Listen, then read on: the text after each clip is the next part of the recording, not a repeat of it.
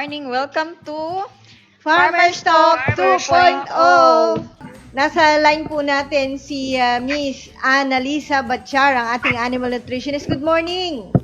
Yes, good morning po. Yan. Kamusta dyan sa inyo? Oo. Okay naman. Mhm. Maluwag ba o ano pa rin? Nakakapagbiyahe Mainit. na ba doon?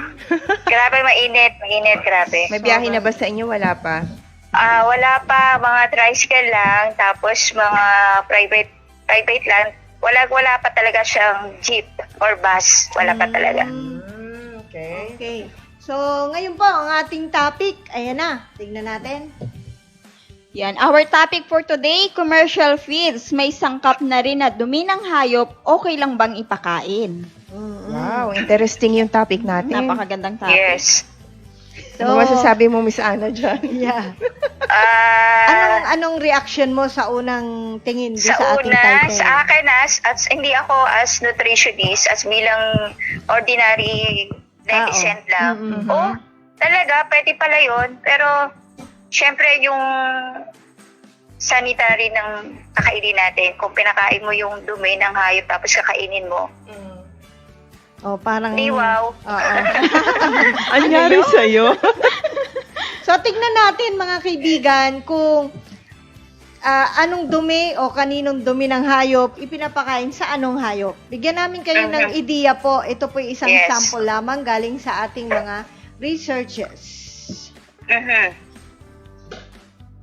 Ayan. So, yung poultry manure, Their mode of conversion, feed, ensiled, and dehydrated. Pinapakain nito sa pig, cattle, sheep, turkey, and other class of poultry. biro mo. Oh, Poultry litter is feed inside, then sa cattle siya pwedeng ipakain. ayan. And then sa pig manure, ensiled or either dehydrated or chemically treated or may mga iba pang complex process, ipinapakain daw ito sa poultry, cattle, pig, and lamb. And si Miss Ana.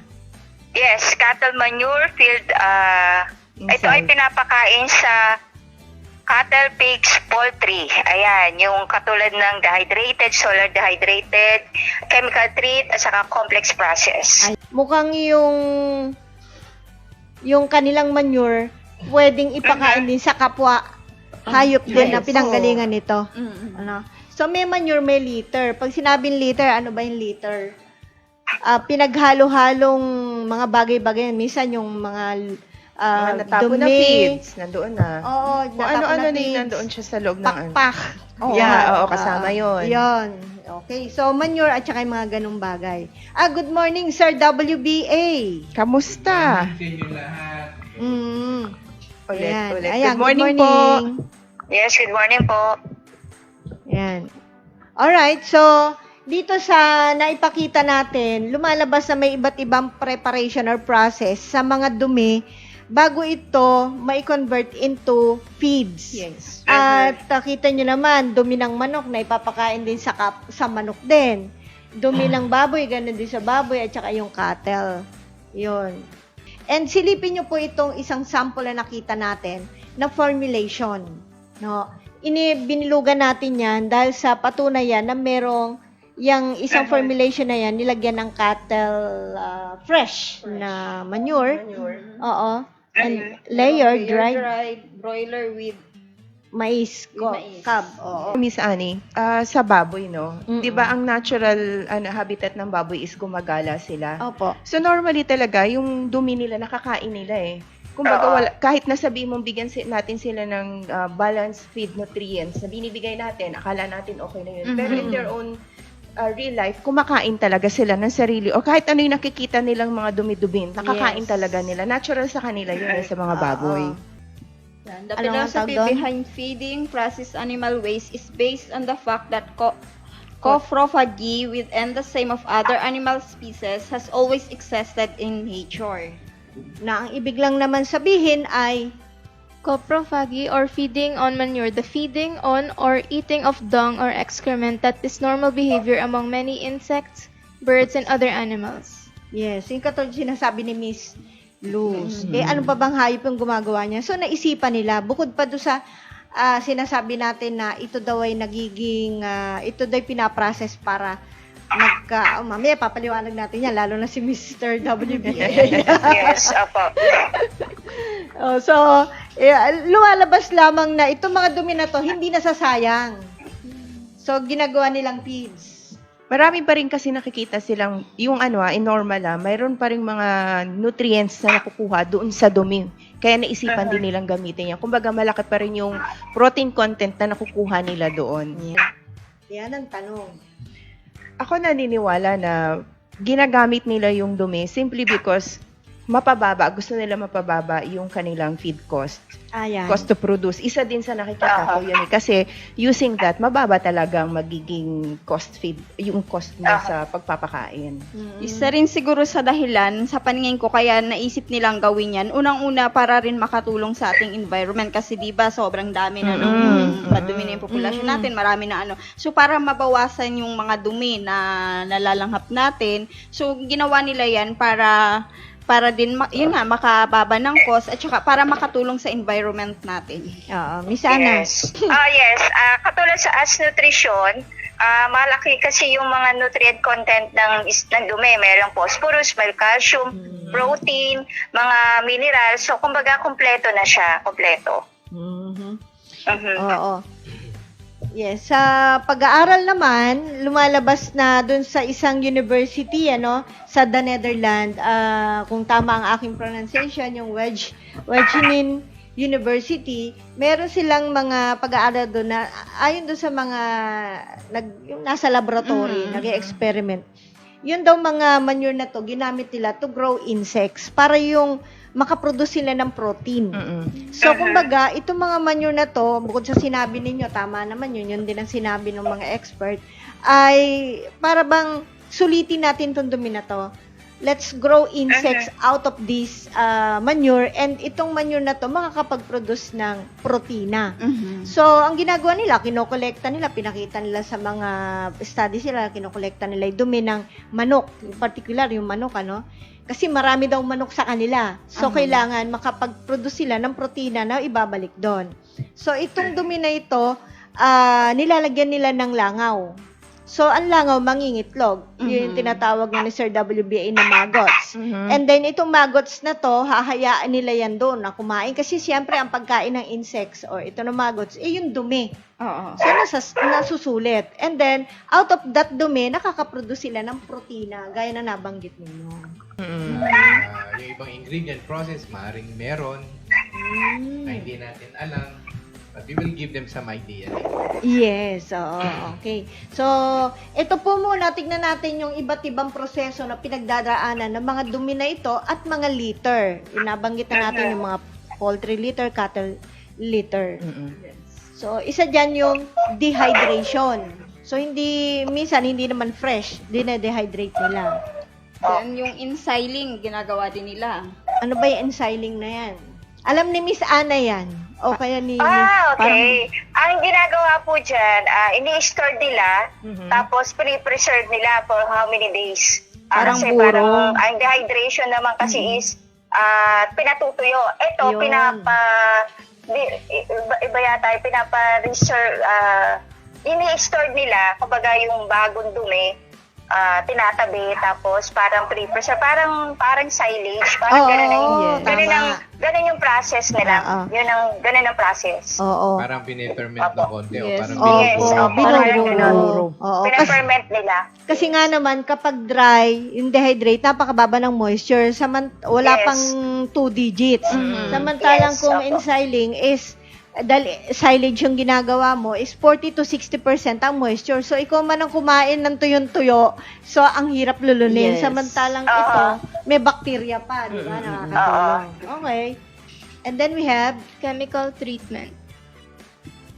so, itong chemical treatment, meron silang mga ini-spray. Yes, para mabawasan yung mga bacteria or kung anumang pathogens na meron doon sa dumi. So, pinapatay naman pala mga pathogens. Yes.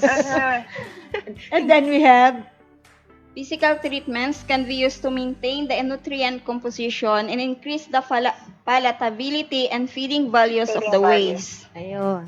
So, ginagawa nilang katakam-takam naman o malinamnam. Sa panlasa ng mga animals. Ewan ko kung paano yon. Ano kaya yun? Nilalagyan ng molasses? Yung mga iba-iba, no? Siguro. Kumbaga may extra flavor. Baka Yeah. naman may beef flavor, di ba? Parang sa pagkain. Strawberry flavor, parang gano'n. So, Poo flavor. ayun, beef flavor. Okay. Ang tanong, bakit ginagamit na sangkap sa pagkain sa hayop ang dumi rin ng hayop? At nabanggit na po namin sa inyo, pero ito yung specific. Ilan sa pangunahing dahilan kung bakit ginagamit na sangkap sa commercial feeds ang dumi ng hayop ay dahil sa mas nakakameno sa feed cost ang pagpapakain ng animal waste at mas mababang halaga ng animal products. Yan. Maraming nasasayang o natatapon na nutrients. Ang paggamit uli sa manure ay isang paraan na makagawa ng edible protein galing sa dumi ng hayop. Napapakinabangan uli ang protina, phosphorus at iba pang sustansya na sa dumi ng hayop. Nakakatulong ma-resolve ang ilang problema sa waste disposal kaya nasusolusyonan din ang problema sa polusyon. Ang sa akin, I have nothing against this. Actually, pinakikinggan ko lang kayo. Oho. Ang tanong ko naman, how safe it is? Yeah. Yan Yes. ang pinaka-bottom line. Yun ang pinaka-ano dyan. Magandang tanong eh. Hindi yung how safe it is, kundi how safe is it? Pinaligtad ko lang. Hindi ko naintindihan eh. Kanino safe ang tinatanong ni Sa sir? tao. Sa taong kakain ba ng karne o doon sa hayop na Both. nag-take? Para sa akin, both. Sa Ah, hayop at both. saka sa tao. Kasi Oo. ako, hindi, mamaya na marami pa kayong pakikita, di ba? Sa last portion ako eh. Ganun po ba? Okay. So, meron tayong mga sinasabi dyan na sustansya gaya ng binanggit ng ating animal nutritionist. Pero, hindi po, ito mga kaibigan, hindi porkit sinabi mo poultry manure, ito na ang sustansya niyan. So, it all depends dun sa mga, kung ano yung ginamit, Miss Ana, na mga Yes po. materyales, environment. How would you explain that?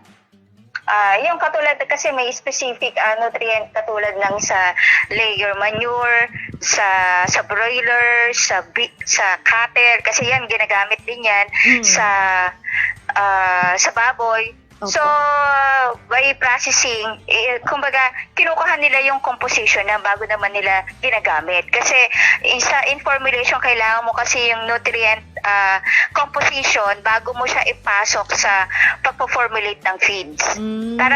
Para ma-sustentahan or makuha yung recommended nutrient according doon sa kung anong hayop yung ipapakain mo. Ayun. Tsaka syempre, di ba, may nabanggit tayo kanina kung anong process ang ginawa nila. Syempre, dun sa way ng pagpaprocess, meron na rin dong na marahil makaka-apekto din sa mga alaga kung paano pre-process. O di naman kaya ano ba yung mga ginamit. Oo. Yes. Common sa process nila is dinadry talaga para yung mga bad bacteria mawala. Para hindi rin Yun ang mag-normal. thinking no? Yeah, oo. Oo. So, may mga manure na klase. Hindi ho basta sinabing manure, alam na natin isa lang. So, mag-aral tayo. Yes. So, dito sa atin, meron tayong tatlong manure na binabanggit. Ito yung green manure. Yung green manure kasi yun yung katulad na nakukuha natin yung sa pagsa-silage, yun yung mga ligombre, yun yung mga ginagamit. So, yun, green manure. Then, yung backyard manure, yun yung mga dumi ng hayop. Yung compost, yun yung pinaghalo-halo na pwede kahit yung sa kusina natin, yung mga dumi ng hayop, paghalu-haluin. So, yun yung mga manure na binabanggit natin. Ayun. I-specify mo yun, legumbre, yun yung mga grasses. Grass, Yeah. yes po. Okay, kaya green manure. Kaya green manure. Vegetables, ganyan. Yung farmyard, ano nga yung farmyard? Yung sa farmer, yung mga dumi ng hayop, katulad ng baka, ihi ng hayop, baboy, yun. Pero mas commonly kasi na mas ginagamit dito sa nila is yung sa baka. Talaga. Ba't kaya? Yes. Dahil sa merong damo. At saka mas marami kasi yung dumi ng baka. Layers din. Sa layers din, ginagamit din nila ang layers kasi 'di ba ang dumi na ng layers maganda din siya. Kasi Bukod sa dumi ng Mataas ang baka. protein. Oo, Yes. mataas ang protein content ng ng layer manure. Oo. At saka yung sa compost kasi, di ba din may mga protein na din na nakukuha tayo yung sa mga hugas bigas, mga kanin, na mga leftover. Yes. So, nakakatulong din siya. Actually, ang rabbit, yung rabbit talaga, hindi, halimbawa nasa puwet pa lang ng rabbit, yung kapwa rabbit, kinakain na nila yung dumi Yes. ng kapwa nila. Yes. So, Oo. talagang kumbaga, Oo. parang sa nature talaga nila, no? Oo, ganun ang Sabi-sabi po, rabbit. oo. Hindi pa man siya nakakalabas. Pag nakita ng rabbit yung dumi doon Oo. sa kapwa rabbit, Kinakain. kinakain na nila. Isa siya doon sa Okay. tinatawag na may habit o merong nature na gano'n, yung Oo. caprophagy. Kasi parang nafu-fulfill yung pangangailangan, mas napupuno yung Oo. nutrients nila kumpara doon sa Oo. binibigay nating pagkain. Baka naman nagugutuman yung rabbit. Hindi, gano'n nga. Yung palang Ganun yung rabbit, kung anong puti ng balahibo, napakalaswapan. Ngayon ko lang nalaman. Miss Ana, Siguro Yes, diyan natutunan ng tao yung ah, kape, yung sa- yung kape na, ano ba yung ginadaan sa musa? Pusa?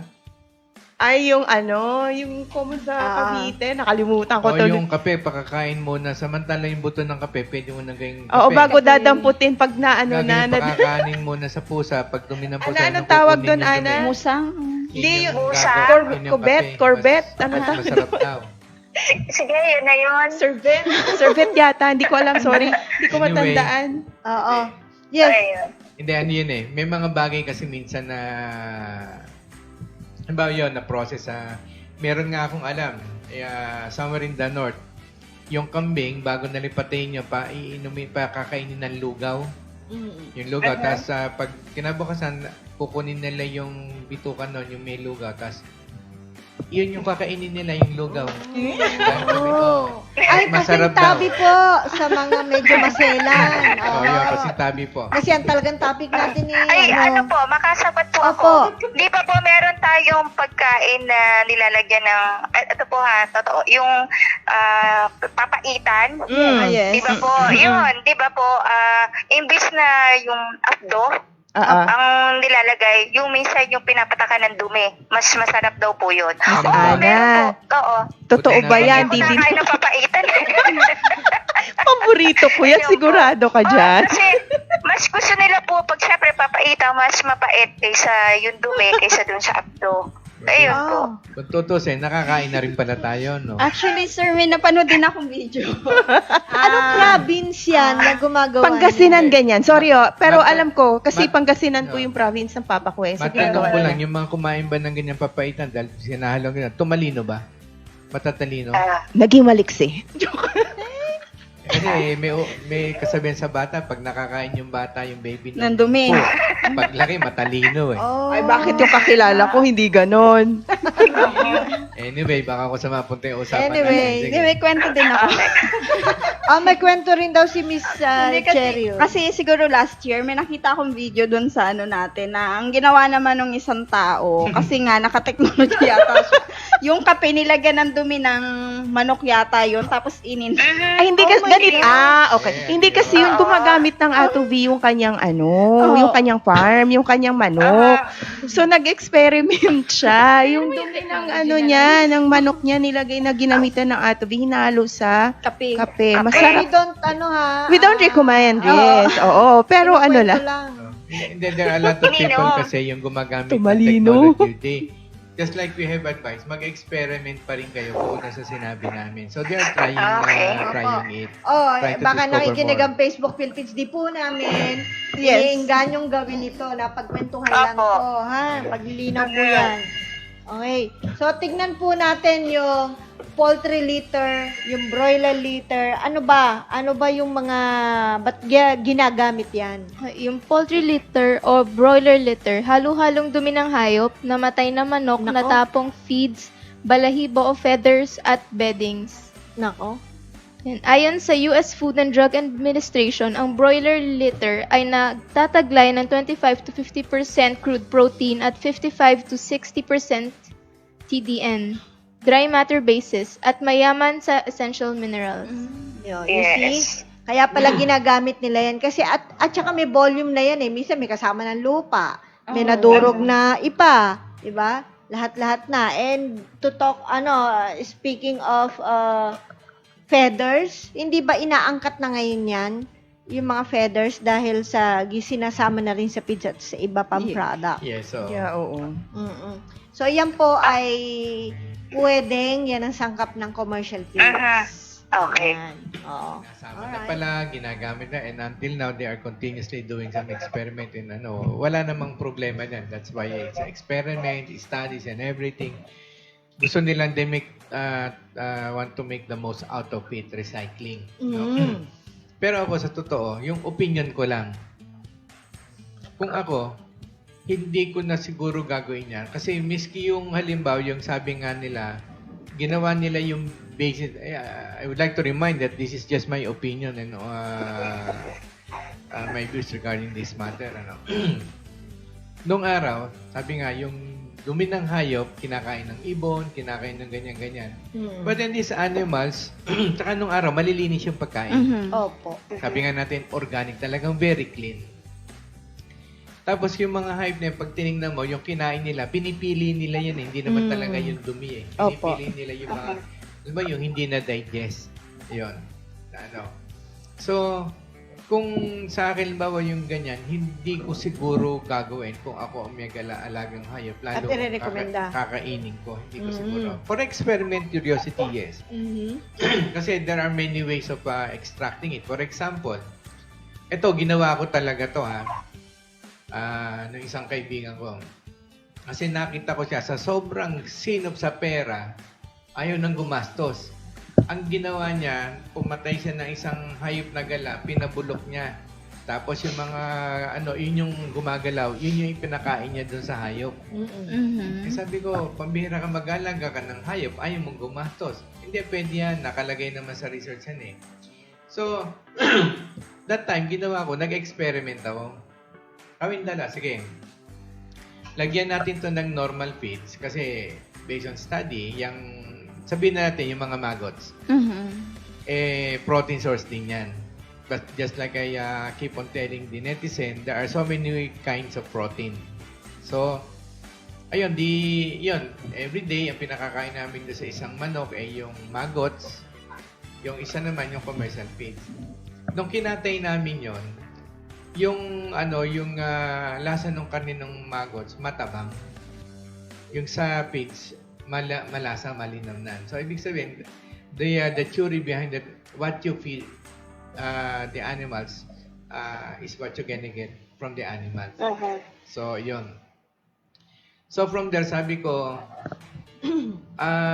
yung halimbawa, yung hayop, o kaya yung dumi.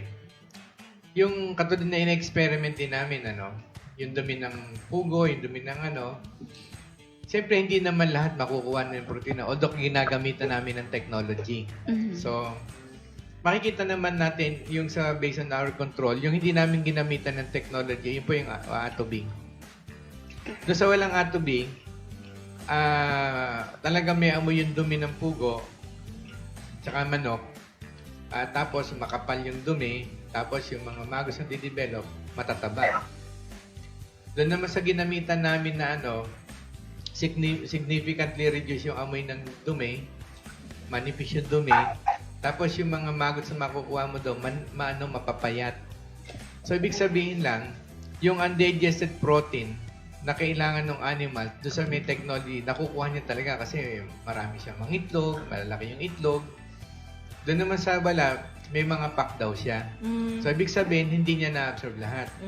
So, yung maggot, isa siya sa kumakain ng undigested protein kasi pagkain niya yun eh. Mhm. But then, syempre, pag kinain ng maggot yun, ando sa metabolic process ng system niya, yung protein na yun, maiiba ulit ang configuration.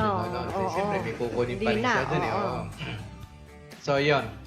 And then, pansinin nyo, yung maggot to, pagka ba, i-separate nyo, pag natuyo yan, kulay brown yan, yung parang munggo. So, yung parang munggo na yun yung alam ko na inihahalo sa feeds.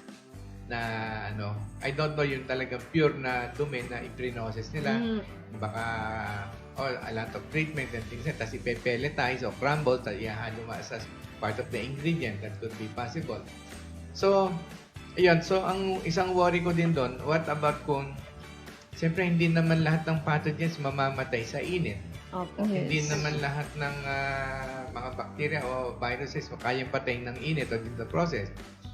The only thing na way lang na pwedeng mamatay yan sa akin doon sa theory natin at saka yung proven natin na doon sa technology kasi pag mabilis lumaki at bumigat, of course, cells regeneration yon, mabilis na lumaki.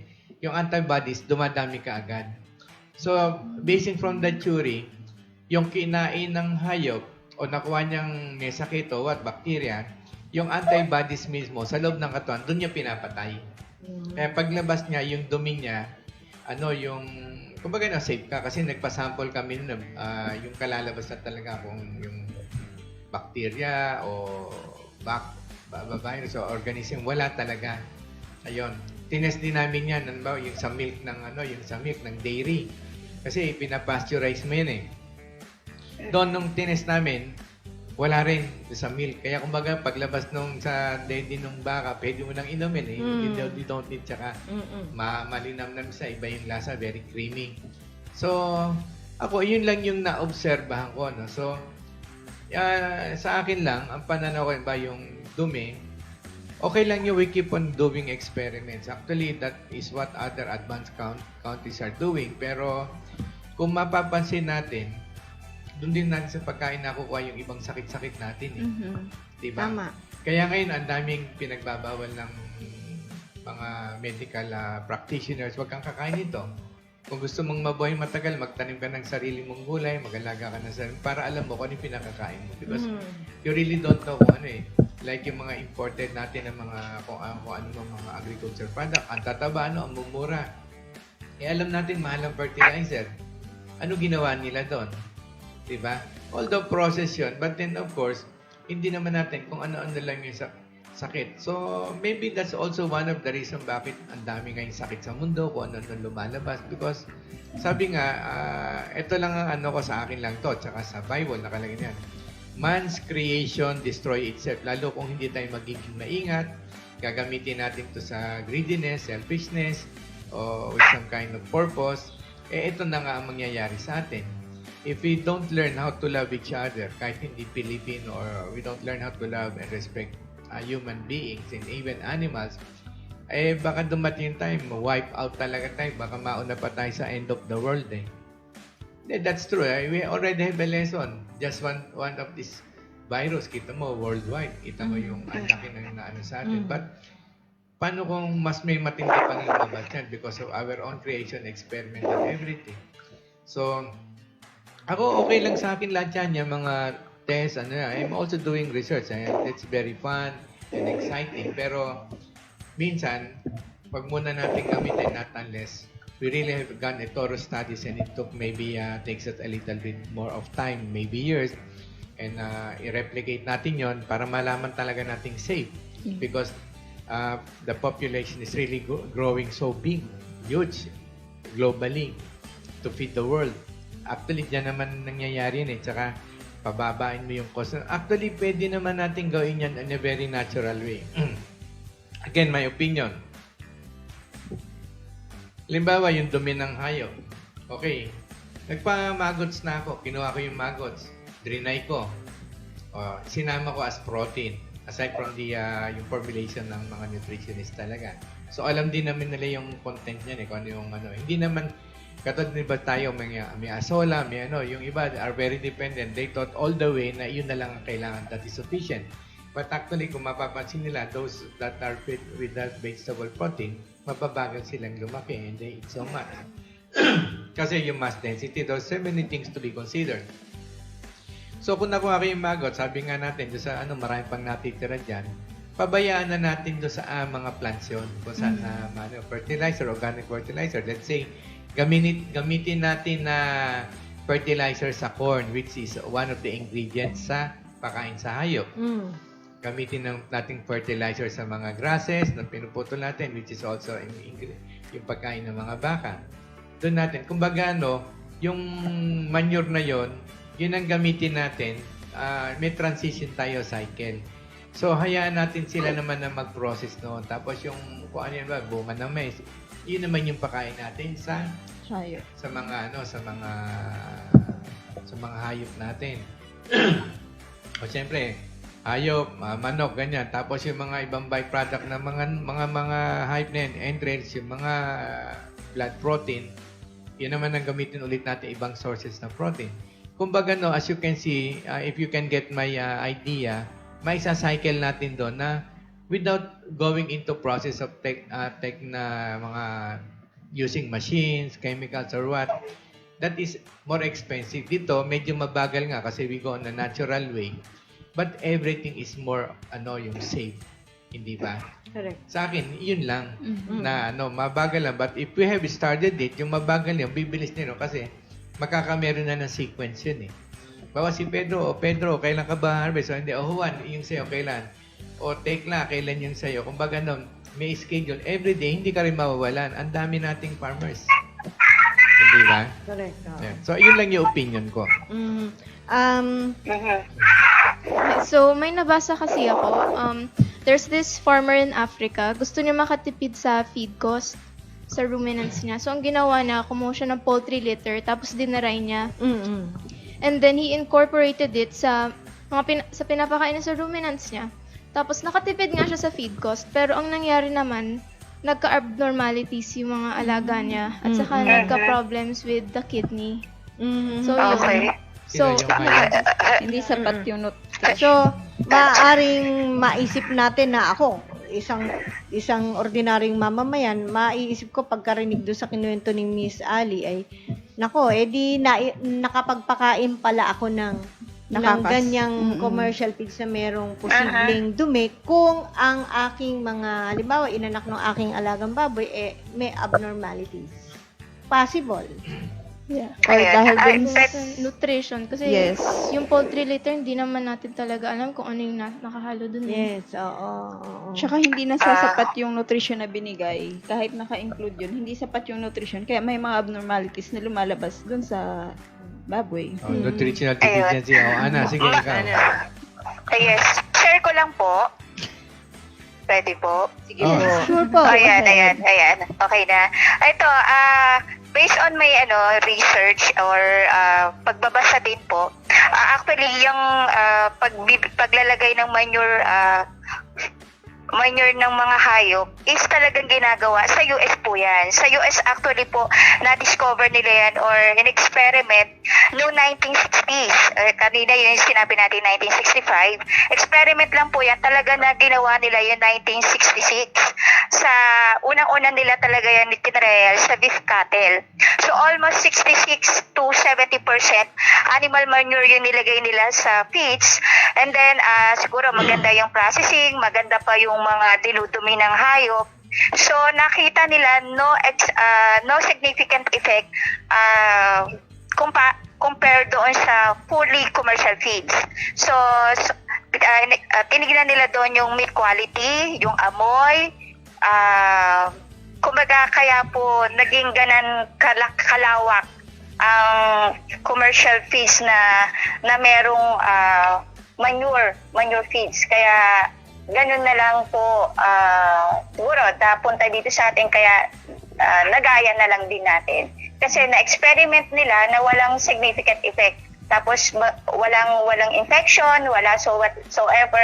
Ganun po. So later on naman siguro po, sa opinion ko lang din, so yung sinabi nga ni Mr. WBA, na panahon na yon is maganda po yung sistema, yung quality ng lives natin, yung tubig, yung lupa.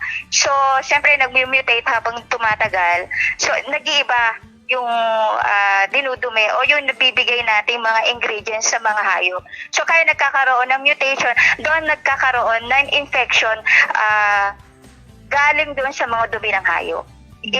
Based on my opinion lang po yan. So, sinite lang natin na 1960 pa, ginagawa na po yan sa US. Ayan po.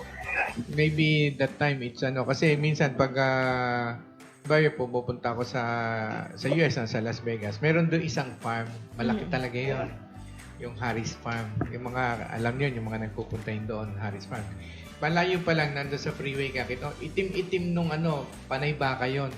Talagang malaki yung farm nila sa yung yung damong pinakakain nila. Yun ang pinakakain nila. Wala naman ako nakita yung yung kahalong ganun eh. Kasi tinignan ko. Pero masarap yung lasa ng beef nila doon.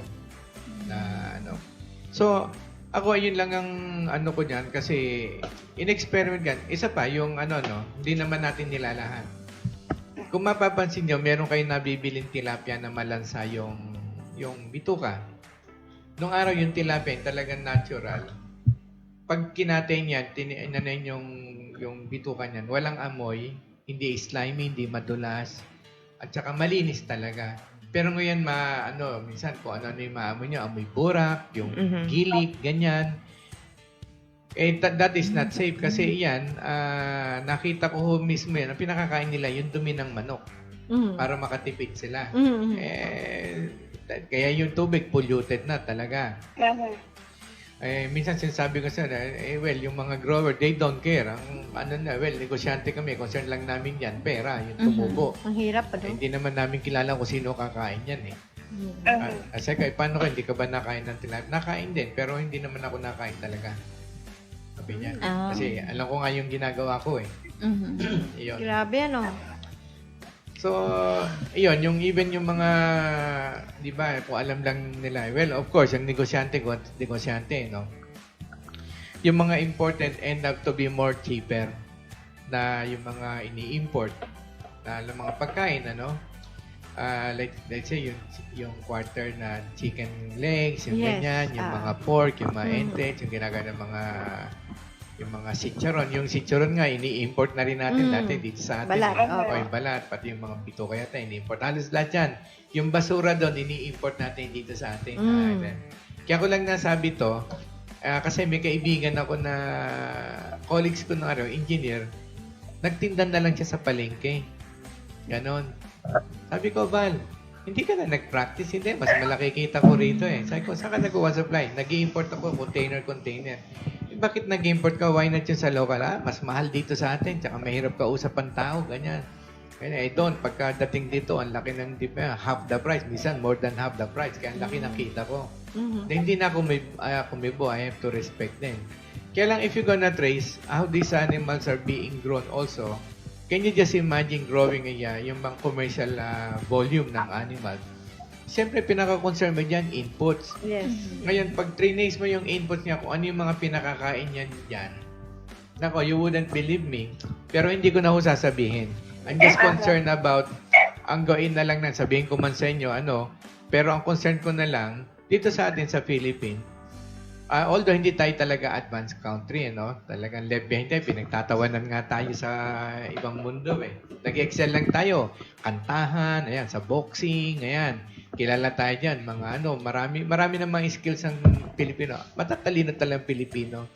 Kaya minsan, hindi natin nagagamit sa tama. Tsaka yung, sabi nga, love for our country and love for our people, kulang tayo dyan. Kumbaga, bahala ka na. Basta ako, importante sa akin, yumaman ako, importante, save ang sarili ko, pamilya ko, alis ako dito. Bahala kay sarili nyo. Ganyan. Wala tayong concern. Pero, kung magkakaisa tayo, katulad niyang bakit natin yung LATO, yung organization, para kumbaga na unti-unti maibalik natin yung values natin nung araw, tsaka yung concern with each other, support each other. Kasi makakaya natin yan, mabibit natin sila kung magkakaisa lang tayo mga Pilipino. Honesty and sincerity again na halimbawa, ikaw Juan, wala ka namang pero malaki lupa mo, ikaw ang magtanim. Lahat ng mga dumi ng mga hayop namin, dati lahat gagawin natin para makatipid ka. Ganyan.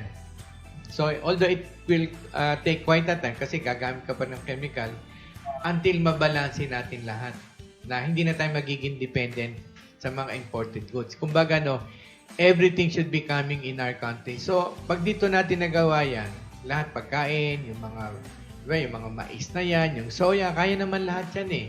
Yung ang dami natin dating mga cannery dito ngayon, nagsarado na yata yung mga cannery natin dito kasi hindi sila makompete sa mga imported.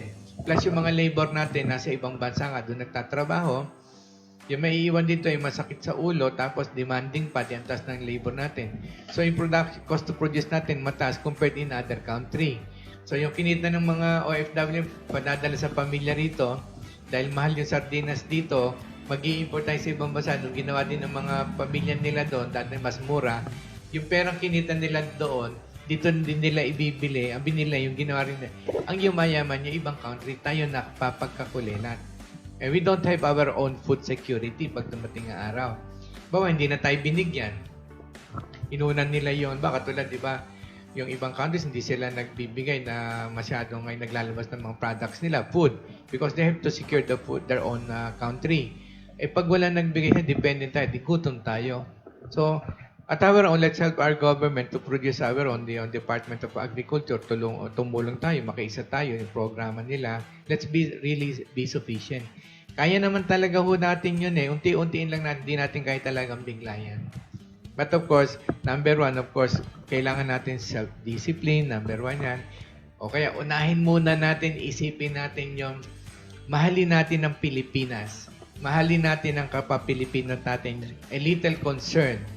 Kasi pag meron tayo nito, siyempre maiisip na natin yung, umpisahan nga natin na magtanim ng ito unti-unti. Kausahin ko yung mga parang bayanihan nung araw, yung mga cooperative nung araw na may mga values. Hindi yung ngayon na nag-aaway-away, nagpapagalingan, nagpapayamanan.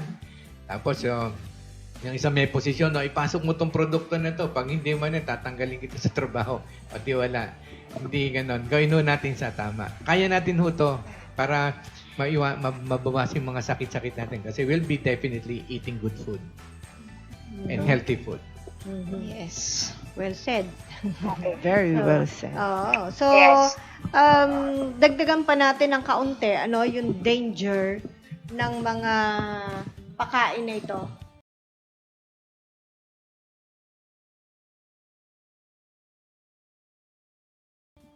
And sabi nung iba, ewan lang natin kung gaano katotoo, para daw tayo makabawas yung posibilidad makapagpakain ng feeds sa may dumi ng May hayop dumi.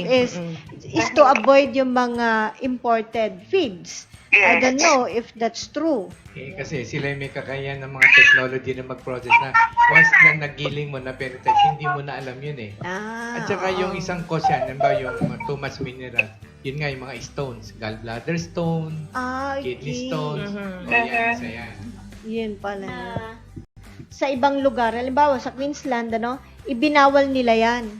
Bawal na bawal talaga na magpapasok doon ng commercial feeds na maring merong mga dumi ng hayop, lalo na yung manok nila, ayaw nila yan. Merong pagkalat ng mga foot and mouth disease, yung sinasabi pa nilang encephalitis, tama ba tayo? Bovine spongiform encephalopathy, also known as mad cow disease. Yan. Yun, natatransfer. Doon, naging malaki epekto niyan talaga. Na hanggang sa ginawa nung iba, nagkano yun yung nag-umpisa hindi, siyempre walang bumili ng baka. Ang ginawa nila, pre-process nila sa meat and bone. Kaya ngayon, pinagbawal yung meat and bone kasi ipakakain mo sa mga hayop yun magandang source ng protein yun sa mga manok, lahat. Sabi nila, pag dinumi yun, siyempre, nandun pa rin yung ibang mga bacteria or organism. Pag nakain ulit napakain ulit sa baka, pwede na ulit makapag-contamination. So, you see, transfer. Yes, yun nga yung sinasabi natin, kung meron tayong mga materials na pwede nating gamitin, pwede tayong sariling mix. Saka wag naman po tayo matatakot sa mga commercial feeds na nabibili natin, lalo na galing po dito sa atin, dito manufactured. Kasi sa totoo lang po, sa atin po, sa mga kakilala ko, sa mga company na mga alam natin, hindi naman po talaga sila naghahalo ng dumi ng hayop sa feeds, lalo na sa parte dito sa Batangas, sa Bulacan. Yun nga po, yung sinabi ni Mr. WPA, lagi lang po natin iingatan yung mga nanggagaling sa ibang bansa. Hindi po natin alam kasi sila doon talaga, in-experiment nila talaga, hindi nila naiiwasan gawa ng yung cost ng feeds na iniiwasan nila, tapos ita-travel pa dito sa atin. Pansinin nyo, napakamura. Kaysa doon, i-compare natin dito sa galing po sa atin. Kasi sa atin, pure na mais, soya, copra, kahit anong material po na talagang mga plant protein po yung ginagamit natin. So, yung mga malalaking company at yung maliliit, mas maganda nga po yung maliliit lang na company na medyo hindi kakilala, sigurado po ang mga materials, mga ingredients na ginagamit nila is pure corn, mais, soya. na makikita sa dito lang, locally made po sa atin. Yan po. And then kung medyo talagang hindi maiwasan at kayang-kaya natin magtanim sa panahon ngayon, so pwede naman po tayong talagang magawa ng sarili nating feeds. Ayan po. So in short, dito sa atin sa Pilipinas, yung mga feed manufacturer, talaga nandoon yung honesty nila to give good quality Yes. na mga Opo, feeds para opo. sa mga animals natin. So yung trust natin Yes. sa kanila hindi nawawala. Yes po.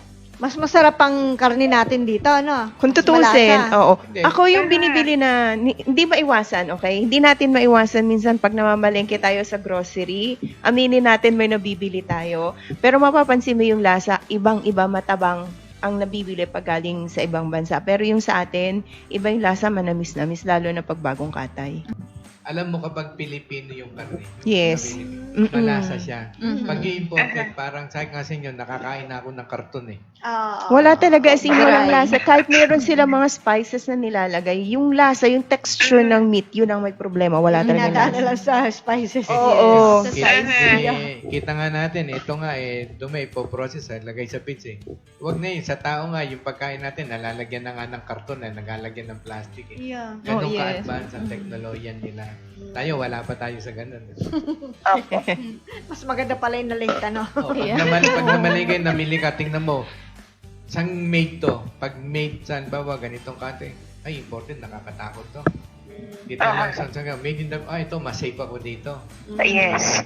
Kahit yung mga karne, yung mga saan ba, pag Oo. bumibili ako ng, dati no, Saan ba kayo bumibili ng karne? Sa supermarket, sa palengke? Mas gusto ko sa palengke. Sorry, pero mas kita Yes, mo yung ano sa palengke palengke. talaga. Oo. mas okay sa Nahahawakan palengke mo yung kasi. tradition sa palengke mas maganda kasi kita mo talaga na impress eh, minsan kasi noon yung of course getting concerned about my health, sabi ko doon na lang ako pipili doon sa bibili ng mga meat doon sa mga kilalang ayun yan, siyempre doon sa high-end ako bibili. Ito purong karne ganyan. Nung nasa agriculture na ako, sabi ko, kaya pala ako nagkasakit-sakit gawa nitong pinagbibili ko na to. Kasi pala binili kong karne na yon, yung mga rita-ritaso na nilagyan ng binder na tuwan-tuwa po ko. Ihaw-ihaw ko po, bumili pa ako ng mga Na ihaw extender? Oo, na nag-extract pa ng mantika. Wala makumako ang mantika. Wala talaga. Nagkasakit tuloy ako. Peking karne.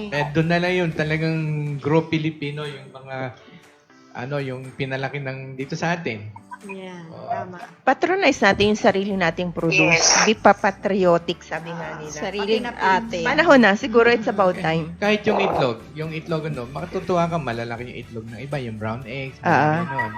yung native natin, maliit, no? Pero i-compare mo yung lasa. Mas Iba masarap pa rin native. yung, native.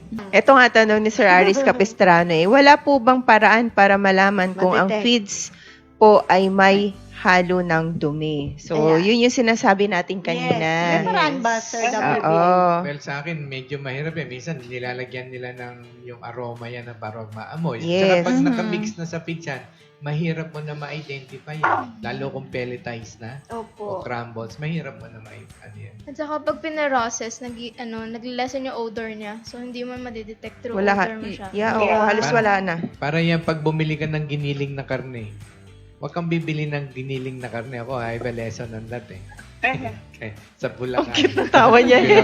Mahilig kasi ako kumain ng yung langgunisa. Tapos meron kang suka, may bawang, tapos yung kanin mo, lalagyan mo ng toyo o kaya patis. Tapos may mantika pa nung, Sarap. Ang lalaki ng langgunisa doon, pero ang mumura. Mhm. So si Mang Oscar, sabi ko, Mang Oscar, ba't hindi na kinain? Hindi siya nakibo. Kumakot, dalawa. Siguro kung ma-imagine yung saging na malalaki, ganun, tapos mura pa, dalawang ganun. Malakas pa akong kumain eh. Nung naubos ko na, tuwan-tuwa ako, masayang-masaya ako. Sabi ko, Mang Oscar, ba't hindi kayo kinuwento niya sa akin kung ano na yung mga karne. Boss, huwag kayo basta bibili ng ganyan kasi minsan hindi nyo na alam kung anong klaseng karne na andyan. At saka napoprosin, magagaling ko may magagaling na tao eh.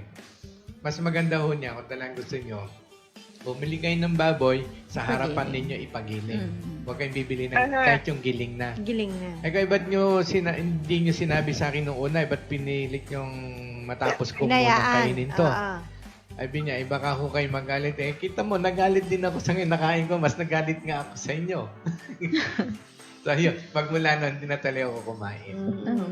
Hindi kaya sa bagay ni-spray na kasi no. Oo. Kung halimbawa nakapagpakain pala tayo ng commercial feeds na may dumi na langawin. Mm. Sabihin, kung langawin kaya, merong ilang porsyento na possibility na ito'y Not dumi ng hayop. necessarily kasi may mga ingredients din na matakaw sa Langaw. langaw, Sa kamukha langaw. ng molasses. Ang molasses, na-attract yan ng molasses ang mga langaw. Mhm. So, hindi rin pwede nating Hindi i-consider na gano'n. Eh kung hindi lumalaki ng mabilis yung hayop, Miss Ana, Lalo na kung ang bibili natin is pellet, ang maganda po dyan, talagang ipapa-analyze natin yung feeds. Dadalhin po natin sa laboratory, tapos ipapa-antay sa mulnela natin na matidetect po nila doon kung may dumi yung ating commercial feeds. anong klaseng Ito po test yung ulit, Miss Ana? Pinaka magandang way para matitect natin yung feeds na kung meron talaga siyang dumi. Pero physically appearance doon at Oo. titingnan po natin, hindi kaagad po natin matidetect yan. Mm. So, by laboratory po, yan ang makakapagsabi ko ang feeds natin ay may kasamang dumi. Miss Ana, anong test ulit yon? Para malaman mo kung may dumi? Yung salmonella po. Mm. Salmonella, tapos physical feed microscopy natin kasi alam po yan ng mga laboratory kung ang may nakikita sinisilip nila yan sa microscope. So alam nila yung mga hitsura, kung ano yung mais, kung ano yung soya, pero kung may mga foreign material doon, matidetect po nila yan. Kahit Okay. kahit sa storage kasi minsan baka pag nag-store mo ng ilang days is lumabas yung amoy, hindi rin ba Hindi rin kaya. madedetect sa ganon? Hindi rin po natin matidetect kung sa amoy lang. Kasi minsan pare-pareho yung amoy kahit ordinary feeds na i-store natin tapos nabasa, hindi kaagad natin matidetect po sa ganon. Tsaka kung maganda yung Yes. dehydration process Ah, naman. mahagad. Oo. Yeah, oo. Yes po.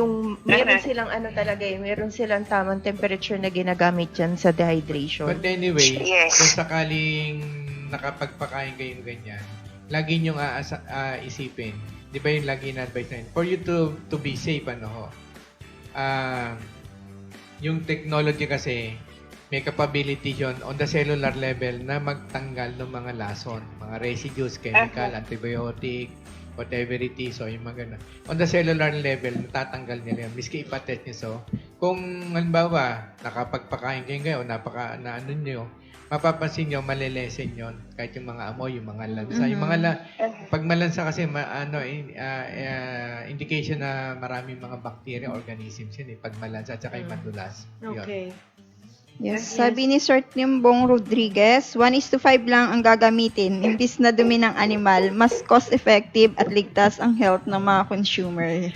Thank you, sir. Thank you, Sir Tempo. Thank you. Thank you po. And kumusta kayo dyan, mga ating mga kababayan sa ibang bansa, ating mga masisipag na OFW nanonood sila. But we also would like to invite you doon sa LATO, yung Livestock Agri Aqua Troubleshooters Organization. Punta ko kayo doon, nyo lang, i-search nyo, tapos pag nakita nyo yun, pindutin nyo lang. Si Miss Ali, paano ba mag-join do sa LATO?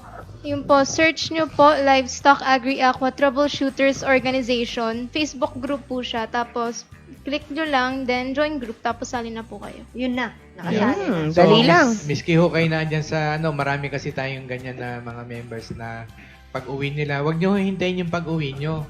Miski na andyan kayo, makakapag-communicate na, we make use of the technology. Dito, invite itong live streaming, itong Facebook natin, yan sa LATO.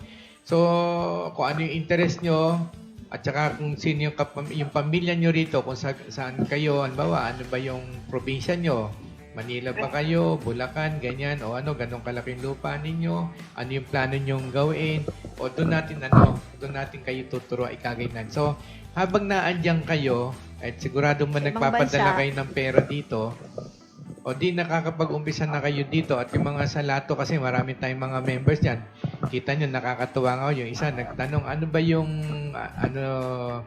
ang gusto ko mag-farming, ganyan, ano ba yung, yung isasuggest ko. So, ang dami sa kanyang tumulong, nagsuggest. So, ito, itong sinabi nga, ano ba yung point of interest niya, yung passion niyo, ano bang balak niyo. Ito, galing doon ganun yung sagot niya, ganun din naman sagot ko. So doon, tinutulungan kayo, hindi lang kami. Mm-mm. Tinutulungan kayo ng ibang mga members natin doon. Tapos, yung mga pong mga, pwede naman kayo mag-post ho doon, katulad ng mga may nagpo-post na anything that is related to agriculture na alam natin na very informative, at saka yung wag lang ho yun talagang hard selling na talagang halos araw-araw, oras-oras yun na lang sa inyo nakikita. Papangit din naman ng image nyo. Pero Okay mas maganda yung kung may mga users kayong sila gumagamit, maganda. Sila yung nagsabing, yung aking plants ganito, yung aking hayop ganito, yung aking isda ganito, ginamitan ko ng ganito, dinabanggit na yung produkto nyo. O di yun, isa-search nila, definitely, yun yung Pero siguraduhin nyo lang totoo, hindi yung dramatize na yung kinostomize nyo yung Kasi lalabas din ang totoo niyan. Di magse-self-destruct kayo at yung mga netizen mismo magsasabi na, nako, hindi totoo yan, bol yan. Di from there, masisira na kayo. O sayang Kaya nga, lagi nating isipin, honesty, sincerity, and value, and giving integrity to this organization. Wala po ditong payabangan, more of supportahan at saka concern sa ating mga kapwa members. Yes. Yes. Okay, so ini-invite namin ang mga kababayan natin na nasa abroad, gaya ng sinabi ni Sir WBA. Mula po sa inyong kinalalagyan, pwede na kayo mag-start mula do sa inyong kamag-anak dito sa Pilipinas, or kung hindi possible talaga na wala kayong mapagkatiwalaan, pagbalik ninyo, ay pwede nyo simulan. Pero ngayon pa lang, pwede na kayo mag-aral. Ganon din po sa mga balik probinsya. So kami po ay nakapag-invite na sa maraming grupo na at mga local government na balik probinsya program. So pwede ho kayong pumunta doon sa ating Lato group, Facebook group. So mag-member lang po kayo doon. Walang bayad, walang kung ano man. Basta magtanong lang kayo, matututo na po kayo. Okay. Yan yung aming konting tulong sa ating gobyerno, yung kaya lang namin dahil hindi naman kami kasi laki ng government natin at maganda naman yung nila. Katulad ngayon, sabi nga nung presidente natin, ilan yung inaalaw nila po bumalik dito lang OFW, parang 1,000 lang ba every Man po. every month ba? So, madami yun. At yung uuwi pa kasi wala silang trabaho sa abroad. So, kumbaga dito, sabi nga natin, pagtulong-tulungan natin, sino ba tutulong sa atin? Kaya nga. May ibang bansang tumutulong sa atin, pero yung mga pilyo nating kababayan, gagawin, lolokohin pa. Tinutulungan na nga tayo, Yes, sir. niloloko pa natin. At saka pinakamaganda na balikan natin na kung tayo magnenegosyo, we can start small sa larangan ng agriculture, Yes. livestock and aquaculture. Yes. Yan lang po pwede kayo talaga, nakatulong pa kayo sa pag-secure ng pagkain natin sa bansa. Yes. Hindi, tsaka sa akin, it's better to start small. Para din lang yan na magtanim ba yung mangga, bumili ka, may grafted na, may bunga na. Okay, may bunga. Yung isa nagtanim ng mangga, buto. From the start. Yung grassroot nung pag nag-develop is kaya nung bagyo, mahirap mong yun. Pero yung green up mo lang at yung pinaugatan mo lang, miskilaliman mo yan, hindi ho ganun ka-stable yan. Yes, sabi ni Sir Marcus sa Dalino, good AM, Timatubi, paano formula kung gagamitin pandilig ng veggies at fruit-bearing trees? Thanks po. Opo. Halo lang po tayo ng 1 kutsara na atobi powder. Ito yung technology. Sa 4 na litrong tubig. And yan, pwede po natin dilig, pwede rin natin ipang-spray. Okay. Mr. Don Carlo Lagman, ma'am, paano po gamitin ang Atovis sa tilapia? Ayan. Mahaba-haba pong tanungan yan. Kailangan po ay busisiin natin para masigit kayong matulungan. So, pagkatapos po ng farmer stock, pagpapatuloy po natin ang Sa Lato, tanungan dyan. papuntay mo sa Lato. Yes, pupunta po kayo sa Lato para matugunan po pati ng iba nating kababayan. Member na po ba kayo ng Lato? Kung hindi pa, ganun lang, i-search nyo ho yung Yes. tapos Yes. makita yung join, pindutin nyo lang yung join, i-click nyo lang, Yes. tapos yun. Member na po kayo. Yun. Yun. Member na kayo ba? Kaling. Remember na. Yes. Ganun lang kadali. Ayun po. So, hanggang dyan lang po at tayo po ay nagpapasalamat ang marami sa ginawa na naman ninyong pagsubaybay sa ating pong Farmer Stock live stream. Yes, salamat sa lahat nag-message ng good morning. Salamat. Hindi na po namin kayo maisa-isa. Good morning po sa inyong lahat. Yes. Okay, Miss Ana. Yes, maraming salamat din po. Yun lang din naman po. Maraming salamat. Ang haba. Nakakaiyak. WBA final message. Medyo emotional tayo ngayon eh. Maraming salamat. Well, just the same, na alam niyo naman ako, lagi nangangaral na because I want to leave something of values hangga't naandito ako. Tsaka kung maaari makita ko hindi man kompleto, yung maibalik natin yung dating ugali ng Pilipino nung araw. Kasi hindi naabutan ng mga millennials yan eh. Values is still important. Respect and trust with each other is very important. Of Social course. concern is very important. We cannot grow kung wala tayong ganoon. That includes also discipline. Matut tayong sumunod. Yun lang po. And see you sa Lato after this. Yes. Yes. Ayan, thank you din sa ating mga napakaraming mga OFW. Salamat po sa lagi niyo pong pagsubaybay sa amin tuwing Sabado. Yung pong naandyan kayo, nararamdaman namin kayo at willing kayong mag-spare ng time sa amin. Yes. Nakakalaki po ng puso yon para sa Yes. site po namin. Maraming salamat din po. Thank you Totoo po. po yan. Nakakalangay ng puso talaga. Kaya nga, meron na akong heart enlargement. Hindi kasya lahat. Thank you po sa lahat po ng nanood ngayon at tag-message. Okay. Yes, hanggang sa muli, Team Atobi will continue to educate Share and inspire. Wala yung relo ko na isa. Noon ay mahirap ang talaga at kumita. Ubus pa ang oras sa maghapong paggawa. Alagang hayop at pananim, pilit na pinararami kahit madalas malugi. Kunwari ayos lang. Ang masaklap lang pare ko sa buhay na ito. Hindi na nga kumikita, ibig pang ipasara. Kami mabaho raw, maingay at malangaw. Sumbong ng kapitbahay na nagtungo sa barangay.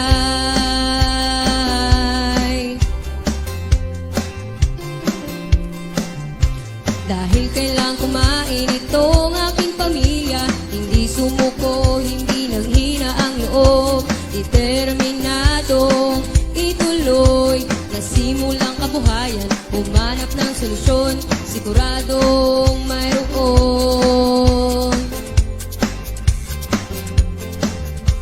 Tanong dito, tanong noon, ako'y hilong talilong na. Pati internet pinagod sa katatanong, hanggang sa matunton mga nagsiyasenso. Tanong ko sa kanila paanong ginawa